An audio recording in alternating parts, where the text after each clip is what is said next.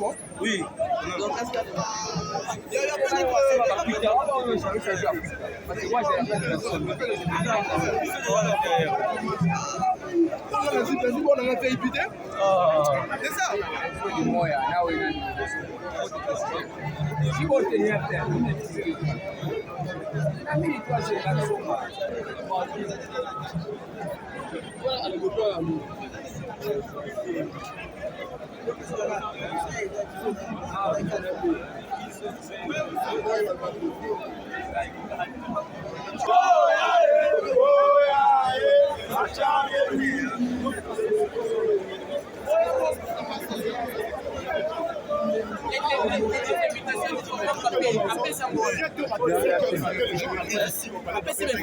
Répondre à l'invitation du chef de l'État, pas de n'importe qui, du chef de l'État. Nous arrivons là, on n'a pas accès à l'entrée.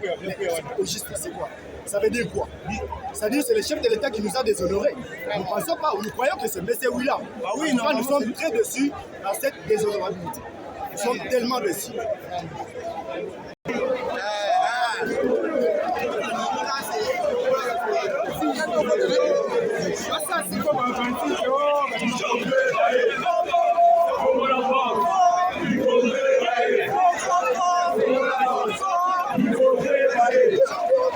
Merci la ville. Donc c'est quoi?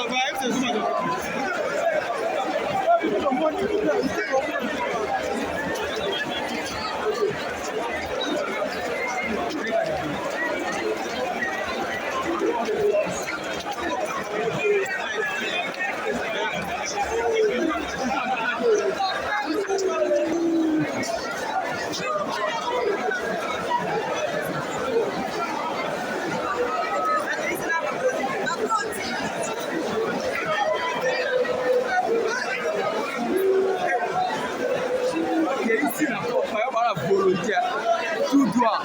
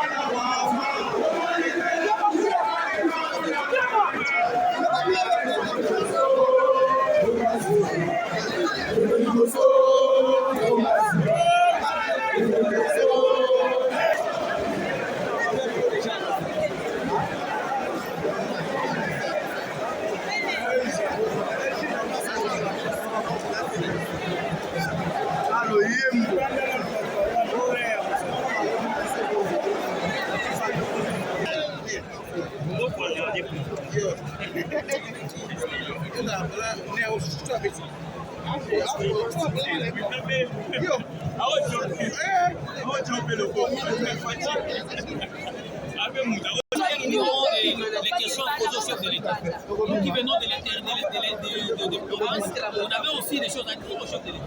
C'était une occasion. Mais malheureusement, les choses ne sont pas bien organisées. Vous avez dépensé pour ne rien faire. Pour rien faire. Mais je pense que lui a reçu l'argent pour organiser ça. Merci. Vraiment, merci.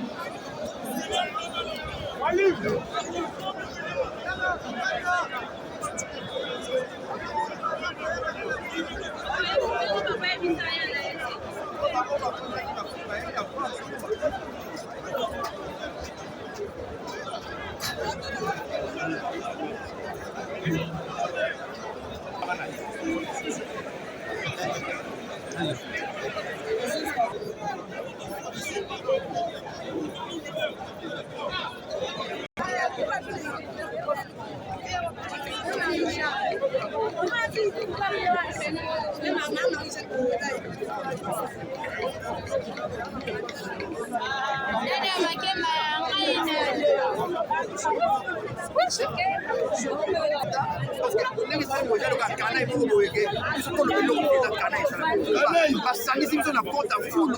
Oyeka na boka. Mais ba musicien quand c'est ma kota. Le monde à la prochaine il faut que artiste comédien va faire dans la banque. Il y a pas nation de l'État. C'est ça. Ba koti ba musicien. Voyez bien votre Elere koma katama bolumba biso bolomba. Alenga ba comédien. Tanga ba élection ba bengi ba comédien. Pas bi ko comédien dans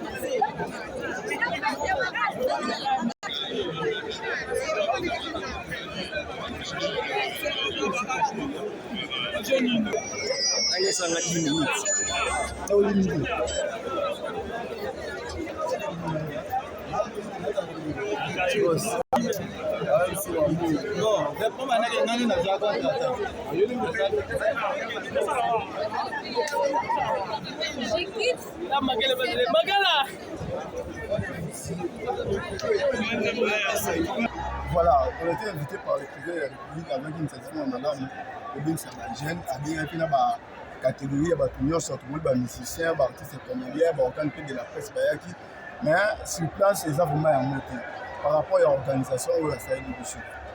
Évidemment, on est vraiment bien organisé par rapport que tout le monde va prendre une catégorie à battre.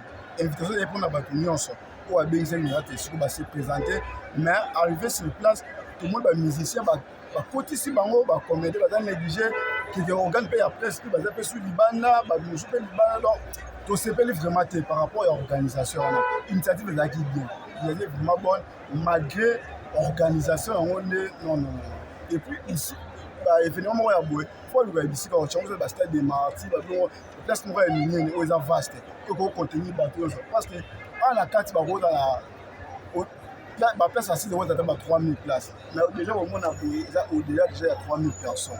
Maintenant, il y a des gens qui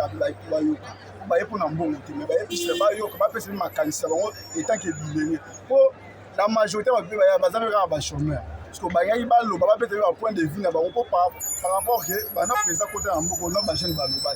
Mais le temps ba liboso ba jeune pas kuta na face vraiment ya liboso ya président ba me repesa makanisi na bango nini oyo singa pona biso jeunesse mais toye ba misu ba tika libanda ba misu ba koti ba mo pona ba catégorie toze ba vraiment te bande wa comédie kuna ba zo lela bango pe ba jouer rôle nene na kati mboka oyo tango ba élection tango malade yaka pour sensibiliser votre bazar à rapper mais tout comme ici place la négligence on va prendre ça si le président Caleb Tukebana Baïda Bama de la paix Bama Caroline va vraiment ébélé particulièrement renommé va mboka na biso baye mais bazar vraiment honoré te parce que nous bon batiki bango à côté même ba musicien à côté bango to libété ezala ki pona ko libérer ba tout ba yoka makanisi ya président ba doit pesa makanisi na bango to ndereni donc jusqu'à là tu comprends mais au moins tu souhaitais malheureusement sur une initiative que je pas organiser malamu et puis ne sika oya bien au milieu ça repousse là après c'est makanisi ayo rapé oyo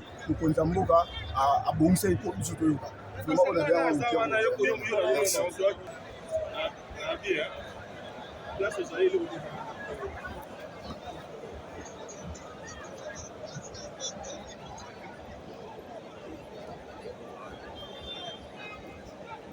nous, jeunesse congolaise, on était motivés d'affronter le président de la République démocratique du Congo, Fachi, notre président actuel. Mais malheureusement, avec notre invitation aux acquis officielle au Bakio Sobaye, il a fait cette invitation sur place. Mais à notre grande surprise, on s'est retrouvé dans Kati, il y a Bato Belé, Pelibanda, ou Akeyeza, Nenge Seigneur Akite. Et puis si moi pas si bien, parce que, savez-vous, avec la jeunesse congolaise, on est motivé, il y a un malam, parce que tu vivras malam. Vous avez des conditions où eux, ils ont passé. La jeunesse congolaise va faire sa chance.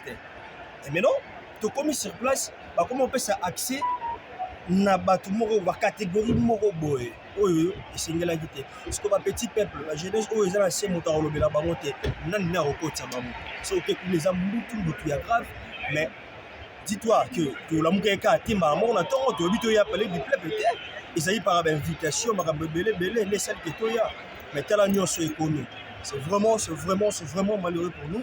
Je ne savais pas comment faire, mais bon, Zambeka Asuma, l'organisation Boïs Arabien, qui est en Mozambique, qui solo la ye, qui talisa ye, ni les autres Arabes, ni les autres Alemamabé, ni les autres Kendesou, ni les Arabiens, tout ça la confrontation directe avec le chef de l'État, Ayebape, Bisso, jeunesse, tous Kanisa Nini, pour n'embourg à Bisso, et pour l'évolution à Makamususu. Oh, et ça la marakati ya mboka na biso mais malheureusement tozozwa chance wana pete ya osalama tokanisa kike kozala malamu ya kokutana na ye po tosolola na ye oyo eza malamu mais voilà le retour. Merci.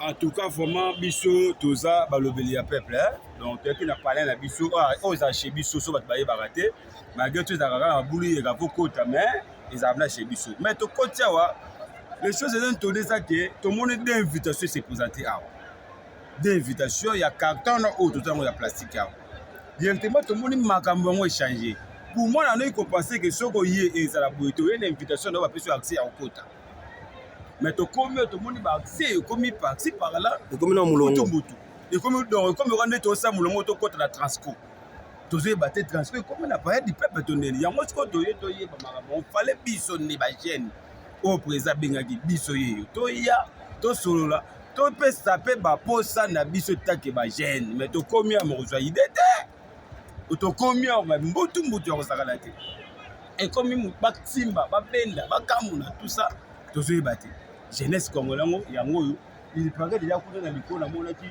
fibo babendi akwei mabe toyebi te parce que l'état babenga pe bambelasi de yaka po tomona badege esalama donc c'est ça.